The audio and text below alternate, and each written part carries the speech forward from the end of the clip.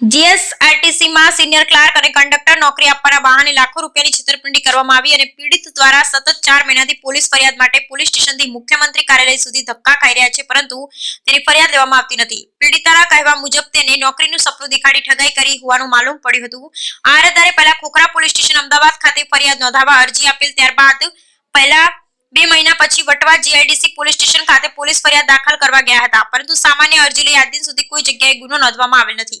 ત્યારબાદ આરોપી વિરુદ્ધ તમામ પુરાવા હોવા છતાં એફઆઈઆર દાખલ કરવામાં આવતી નથી। આ બાબતની જાણ ગૃહ વિભાગ, ડીજીપી, પોલીસ કમિશનર અમદાવાદ, મુખ્યમંત્રી Shri Gujarat special operation group, crime sector 2, DCP zone 5, Amraiwadi, SP Khokhra, PI સાહેબ, વટવા જીઆઈડીસી પોલીસ સ્ટેશન આ સમગ્ર જગ્યાએ ઉચ્ચ સ્તરીય અરજી મોકલવા છતાં આજે 2 મહિના ઉપર થઈ ગયા હોવા છતાં પણ આ આપેલ અરજી સામે આજ દિન સુધી કોઈ પણ કાર્યવાહી થયેલ નથી। ઠગાઈ કરનાર મુખ્ય વ્યક્તિ નિલેશ મકવાણા, જેનું વતન બોરસદ છે અને ત્યાં સુધી પહોંચાડનાર આશિષ ક્રિશ્ચન નામનો વ્યક્તિ હતો, જે કોમ્પ્યુટર રિપેરિંગ કરનારા ખાનગી કંપનીમાં નોકરી કરતો હતો, જેમાં એક યુવાન પાસેથી 97,200 રૂપિયા પડાવી લીધા હતા। આ તમામ પૈસાનો વ્યવહાર ઓનલાઈન કરવામાં આવેલ હતો, જેમાં જીએસઆરટીસી નો નકલી એપોઇન્ટમેન્ટ લેટર પણ આપવામાં આવ્યો, અનેક યુવાનોની નકલી આઈ કાર્ડ પણ બનાવી આપેલ।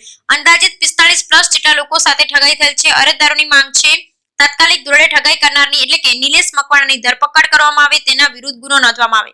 અરજદાર જોડે તમામ સાયન્ટિફિક પુરાવા ઉપલબ્ધ છે, વોટ્સએપ ચેટ, ઓડિયો રેકોર્ડિંગ, આરોપી સાથે થયેલ વાર્તાલાપ, પેમેન્ટ, આર્થિક લેતી દેતીની તમામ નોંધણી, મોટાભાગના પૈસા ઓનલાઈન ટ્રાન્ઝેક્શનથી કરેલાના સ્ટેટમેન્ટ, સરકારી દસ્તાવેજ સાથે ચેડા કરી ખોટા સિક્કાનો ઉપયોગ, બનાવટી આઈડી કાર્ડ અરજદારને આપી કપટપૂર્વક બદદાનતથી ઇરાદાપૂર્વક લલચાવી અને સામેવાળાએ ઠગાઈ કરી છે।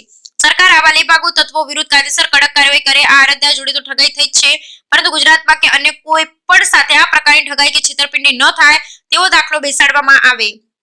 આરોપી દ્વારા બિડાણા 1 માં કબૂલાત કરવામાં આવી છે। આ રીતે 4 જેટલા લોકોને અમદાવાદ સેટિંગ કરી નોકરી આપવામાં આવેલ છે। આ 4 લોકો કોણ છે તેની તટસ્થ નિષ્પક્ષ તપાસ કરવામાં આવે। અમદાવાદમાં કોઈ અધિકારી ટચમાં છે તેવી વાત પણ કરવામાં આવે, તો આ અધિકારી કોણ? આ રીતે લોભામણી વાત કરી લોકોને બરોડા એસટી ડેપોમાં બોલાવવામાં આવતા હતા। બરોડામાં પણ મોટા અધિકારી સાથે ઓળખાણ છે તેવી વાતો કરવામાં આવતી હતી। ડોક્યુમેન્ટ વેરિફિકેશન કે અન્ય બાબત માટે ઉમેદવારોને બરોડા જ બોલાવવામાં આવ્યા હતા। બરોડાના કયા ઉચ્ચ અધિકારી આમના સંપર્કમાં છે અને કેટલા લોકોની છેતરપિંડી કરવામાં આવી તે તપાસનો વિષય છે। જો આની યોગ્ય અને નિષ્પક્ષ તપાસ કરવામાં આવે તો મસ્ત મોટું કૌભાંડ સામે આવી શકે છે। Bureau report Vijaysinh Sodha.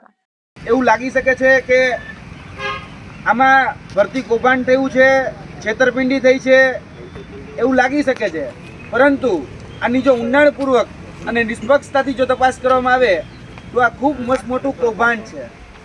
ફક્ત એક ભરતીને ધ્યાનમાં રાખીને નહીં, પરંતુ જોવા જઈએ તો ઘણી બધી ભરતીઓમાં આ પ્રકારે કૌભાંડ થયું હોવાની એ શંકા છે।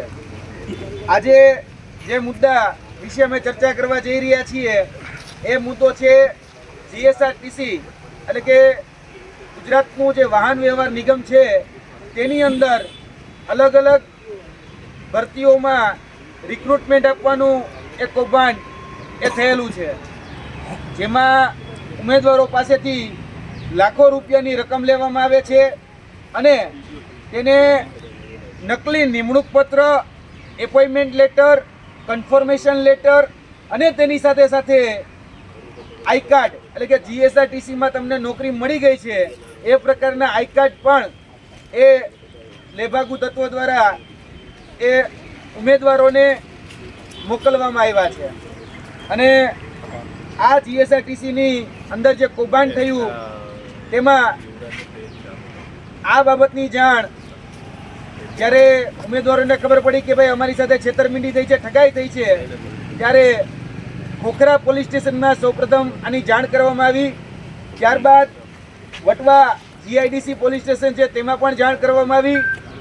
ગુજરાતના આદરણીય મુખ્યમંત્રી ભૂપેન્દ્રભાઈ પટેલને સીએમઓમાં પણ જાણ કરવામાં આવી। તેની સાથે સાથે ડીજીપી અમદાવાદ એમને પણ આની જાણ કરવામાં આવી, પરંતુ આજ દિન સુધી આમાં અરજી સિવાય કોઈ પણ જાતની એ ફરિયાદ લખવામાં નથી આવી।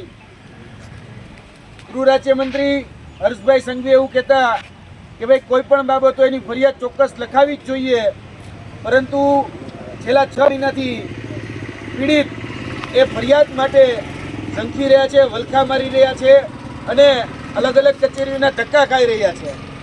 આ જે જીએસઆરટીસીનું જે કૌભાંડ થયું તેમાં બોરસદના એક વ્યક્તિ છે નિલેશ મકવાણા, અને આ નિલેશ મકવાણાએ અલગ અલગ ઉમેદવારો પાસેથી અલગ અલગ રકમની ઉચાપાત કરી છે. મારી સાથે જે સાથી બેઠા છે ગૌરાંગભાઈ, એમની સાથે પણ 97,200 રૂપિયાની ઠગાઈ કરવામાં આવી છે, છેતરપિંડી કરવામાં આવી છે. જીએસઆરટીસીમાં ભરતી આપવાના નામે આ ઠગાઈ કરવામાં આવી છે. અને આ નિલેશભાઈ મકવાણા સુધી પહોંચાડનાર જે વ્યક્તિ છે એ છે આશીષ ક્રિશ્ચન, જે પોતે કોમ્પ્યુટર રિપેરિંગનું કામકાજને કરતા હતા. અને ગૌરાંગભાઈ સહિત બીજા અન્ય ઘણા લોકોને કહેવામાં આવ્યું કે આપણી જીએસઆરટીસીની અંદર ખૂબ મોટી ઓળખાણ છે, તમને કંડક્ટરમાં, મિકેનિકલમાં કે અલગ અલગ જે નોકરીઓ છે જીએસઆરટીસીની, એમાં તમને સેટિંગથી સેટ કરી દઈશું. અમદાવાદની અંદર આવા 4 લોકોને અમે સેટ કરેલા છે. આ પ્રકારની ચર્ચા એ વોટ્સઅપ ચેટમાં રૂબરૂ અને એની સાથે સાથે ટેલિફોન રેકોર્ડિંગના પણ આધાર પુરાવા સાથે અમારી પાસે બધા જ સાયન્ટિફિક એવિડન્સ એ પણ ઉપલબ્ધ છે. અને આ જે નિલેશભાઈ હતા, નિલેશભાઈ મકવાણા, જે મૂળ બોરસદના રહેવાસી છે અને પોતે બરોડા જીએસઆરટીસીની અંદર ફરજ બજાવી રહ્યા છે, અને તમને લગાડી દઈશું એ પ્રકારની લોભામણી લાલચ એમના દ્વારા આપવામાં આવતી હતી. ત્યારબાદ ઈમેલના માધ્યમથી આ પ્રકારે એપોઇન્ટમેન્ટ લેટર નકલી છે, કેમ કે આની પુષ્ટિ અમે કરી છે, અને આ રીતના નકલી એપોઇન્ટમેન્ટ લેટર એ આપવામાં આવતા હતા. ત્યારબાદ ગૌરાંગ રોહિતભાઈ ગજ્જરના નામે સિનિયર ક્લાર્કનો એક લેટર ઇસ્યુ કરવામાં આવેલો હતો.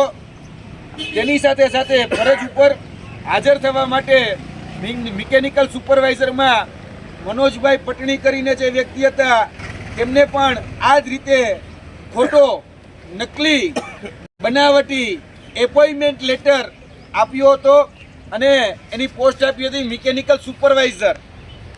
અને તેની સાથે સાથે વોટ્સઅપની અંદર જે ચેટ કરવામાં આવી હતી નિલેશભાઈ દ્વારા, એ પણ અમારી પાસે હાલ ઉપલબ્ધ છે. એમાં એ પોતે કબૂલ કરે છે કે અમદાવાદના 4 ઉમેદવારોનું સેટિંગ એને પોતે કરેલું છે. તેની સાથે સાથે આ બધી જ બાબતની જાણ એ Ahmedabad police, Khokhra, GIDC Vatva, DGP, ગૃહ રાજ્ય મંત્રી, મુખ્યમંત્રી, એ બધાને આ ફરિયાદ એ કરવામાં આવી હતી, પરંતુ આજ દિન સુધી એમાં ગુનો દાખલ થયો નથી. અને જોવા જઈએ તો આ પ્રકારે એમાં જે ઉમેદવારો હોય એને આઈ કાર્ડ, જીએસઆરટીસીના નામે આ બનાવટી આઈ કાર્ડ છે, અને આ રીતે તમામ લોકોને આઈ કાર્ડ ઇસ્યુ કરવામાં આવતા હતા. અને ઈમેલના માધ્યમથી કે રૂબરૂ બરોડા કચેરીએ બોલાવી અને આ પ્રકારે એની સાથે ઠગાઈ કરવામાં આવતી હતી. અમારી પાસે જે ડેટા છે એ પ્રમાણે, અને એક ઓડિયો રેકોર્ડિંગ છે જેમાં નિલેશભાઈ મકવાણા ખુદ સ્વીકારી રહ્યા છે કે અમે 45 લોકોને આ રીતે ભરતીમાં લગાવવાના છીએ. અને અલગ અલગ જે પુરાવા હોય એ પુરાવા પણ અમારી પાસે ઉપલબ્ધ છે. સાયન્ટિફિક પુરાવામાં વોટ્સઅપમાં થયેલી ચેટ, તેની સાથે સાથે ઓનલાઈન આ જે પૈસા છે, જે ટ્રાન્ઝેક્શન થયું હતું, એ ટ્રાન્ઝેક્શન એ ઓનલાઈન કરવામાં આવેલું હતું, અને જે ઓનલાઈન ટ્રાન્ઝેક્શન થયા છે એના પણ એવિડન્સ એ અમારી પાસે છે. જે બેંક એકાઉન્ટમાં પૈસા મોકલવામાં આવ્યા એ બેંક એકાઉન્ટની જો તપાસ કરવામાં આવે તો આની અંદર 45 કરતાં પણ વધારે લોકો જે આ કૌભાંડમાં સંકળાયેલા છે એવા લોકો સામે આવી શકે છે. ક્યાંક ને ક્યાંક એ પીડિત છે, જે આવા લેભાગુ તત્વોથી ઠગાયેલા છે, છેતરાયેલા છે, પણ પોલીસ આની વિરુદ્ધ એ એફઆઈઆર શા માટે નોંધતી નથી, એ મુખ્ય પ્રશ્ન છે. એટલે આ પ્રેસ કોન્ફરન્સના માધ્યમથી અમે ગૃહ રાજ્યમંત્રી હર્ષભાઈ સંઘવી તેમજ ગુજરાતના આદરણીય મુખ્યમંત્રી ભૂપેન્દ્રભાઈ પટેલને વિનંતી કરીએ છીએ કે તાત્કાલિક ધોરણે આની ઉપર એફઆઈઆર નોંધવામાં આવે. અમદાવાદની અંદર ક્યાં 4 લોકોને ખોટી રીતે નોકરી આપવામાં આવી એની તપાસ કરવામાં આવે. આ જે વ્યક્તિ છે જે ખોટી રીતે નોકરી આપી રહ્યા છે એ બરોડામાં કઈ પોસ્ટ ઉપર અને કઈ રીતે લાગ્યા છે એની તપાસ કરવામાં આવે. અને આ જે બેંક એકાઉન્ટ અમે આપીએ એ બેંક એકાઉન્ટની તપાસ કરવામાં આવે, જેથી કરીને કેટલા રૂપિયાના ટ્રાન્ઝેક્શન કોઈ કયા ઉમેદવાર દ્વારા કરવામાં આવ્યા એની પણ જાણ પડી શકે. અમારી પાસે વોટ્સએપ ચેટ ઉપલબ્ધ છે, ઓડિયો ઉપલબ્ધ છે, ઓનલાઈન ટ્રાન્ઝેક્શન ઉપલબ્ધ છે. સરકારી દસ્તાવેજ સાથે કરાયેલા જે ચેડા, જે એપોઇન્ટમેન્ટ લેટર જે બનાવટી આપવામાં આવ્યા એ પણ ઉપલબ્ધ છે. તેની સાથે સાથે સરકારી જે સ્ટેમ્પ હોય એ સ્ટેમ્પનો પણ અહીંયા ગેરઉપયોગ કરવામાં આવ્યો છે. તો એ પણ ક્યાંક ને ક્યાંક કાયદાકીય રીતે એ પ્રક્રિયા ખોટી છે. તો આની નિષ્પક્ષ તપાસ થાય અને જે પણ લોકો આમાં ઠગાણા છે એ તમામ લોકોને ન્યાય મળે એ હેતુસર અમે આ પ્રેસ કોન્ફરન્સનું આયોજન કરી રહ્યા છીએ. અને મારી સાથે જે પીડિત ગૌરાંગભાઈ છે